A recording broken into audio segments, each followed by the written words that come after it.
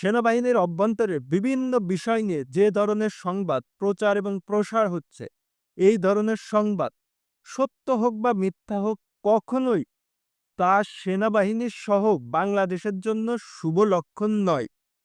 তারপরেও আজকে চাকরিচ্যুত সেনাবাহিনীদের সাথে বর্তমান সেনাবাহিনীর যে ধরনের একটা ঘটনা ঘটল, এইটাও কখনো কারো কাম্য না। এখন অনেকের কাছে মনে হইতে পারে চাকরিচ্যুত সেনা সদস্যরা এরা ন্যায়ভাবে বা অন্যায়ভাবে চাকরিচ্যুত হোক, এরা এদের চাকরি ফিরে পাওয়ার দাবি করতেই পারে। কিন্তু বাস্তবতা হচ্ছে সেনাবাহিনীর থেকে যে সদস্য একবার চেইন অফ কমান্ডের বাইরে চলে যায় বা ক্যান্টনমেন্টের বাইরে চলে যায়, সে আসলে সেনাবাহিনীতে ফিরে আসার যোগ্যতা সম্পূর্ণ হারায় ফেলায়।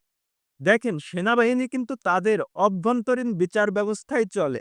সেনাবাহিনী কখনো বাংলাদেশের সুপ্রিম কোর্টে বা হাইকোর্টে বা কোনো জেলা কোর্টে যে তাদের বিচার সালিশ করে না। তাদের বিচার সালিশ যা হয় সেনা সদস্যদের দ্বারাই হয়, ক্যান্টনমেন্টের ভিতরেই হয়। এখন কোনো সেনা সদস্যকে যদি চাকরি থেকে বের করে দেয়া হয়, পুলিশ বা অন্যান্য বাহিনীর মতো তার আসলে ওইভাবে ফিরে আসার সুযোগ থাকে না বা তাকে সাময়িক বরখাস্ত করা হয় না। তাকে স্থায়ীভাবে চাকরি থেকে বের করে দেয়া হয়। আর যদি সে চাকরিতে থাকার যোগ্য হয়, তাহলে তাকে সাজা-শাস্তি দিয়ে চাকরিতে রাখা হয়।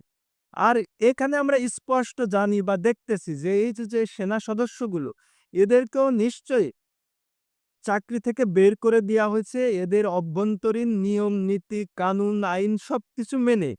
এখন এরা যখন এই আইন কানুনের ভিতর দিয়ে চাকরি থেকে বের হয়ে গেছে, এদের আসলে কোনো সুযোগ নেই যে সেনাবাহিনীতে আবার ফিরে আসবে।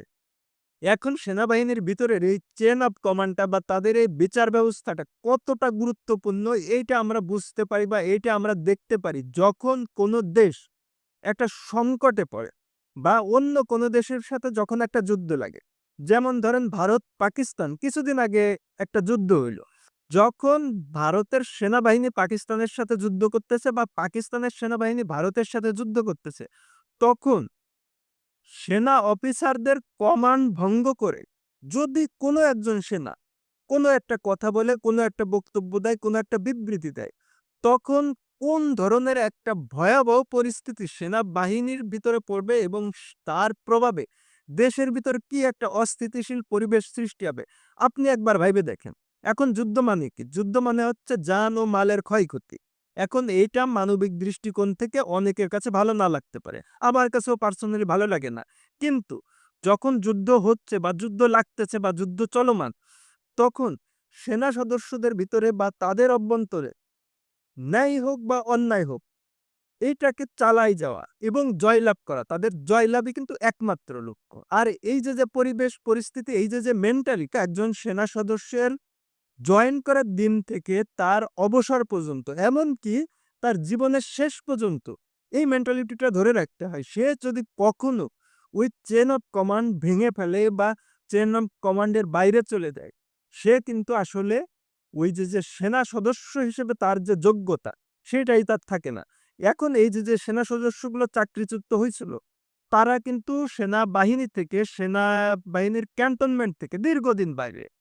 এছাড়াও তারা যেকোনো কারণে হোক, অন্যায় করে হোক, অপরাধ করে হোক, চেইন অফ কমান্ড ভেঙে হোক, তারা চাকরিচ্যুত হইছে। এখন তাদেরকে আবার পুনরায় চাকরিতে বহাল করা, এটা কোনোভাবেই যৌক্তিক না। আর সেনাবাহিনীর বিরুদ্ধে যে কেউ আন্দোলন করবে, সে আবার সেনাবাহিনীর সাবেক সদস্য, এটা কিন্তু আসলে কোনোভাবেই গ্রহণযোগ্য না এবং মেনে নেয়ার মতো না। এ তো গেল একটা কনসেপ্ট। এর বাইরেও সেনাবাহিনীকে নিয়ে বিভিন্ন ধরনের গুজব রটানো হচ্ছে এবং ষড়যন্ত্র করা হচ্ছে। আপনারা দেখছেন যে হাসনাত আব্দুল্লাহ কোন ধরনের একটা মন্তব্য করলো, একটা মিথ্যা মন্তব্য করে মানুষকে সেনাবাহিনীর বিরুদ্ধে নেওয়ার চেষ্টা করলো। তারপরে যে রাখাইন করিডোর, এই রাখাইন করিডোর নিয়েও সেনাবাহিনীর অভ্যন্তরে কি হচ্ছে না হচ্ছে, এই বিষয়গুলো নিয়ে বিভিন্ন ধরনের নিউজ করা হচ্ছে। তাছাড়া এই সরকারের সাথে সেনাবাহিনীর একটা বিরোধ, দ্বিমত, এটা আমরা জানি কম বেশি আছে। তারপরে প্রতিরক্ষা উপদেষ্টা হিসেবে একজন বিদেশি নাগরিককে নিয়োগ দেওয়া হয়েছে।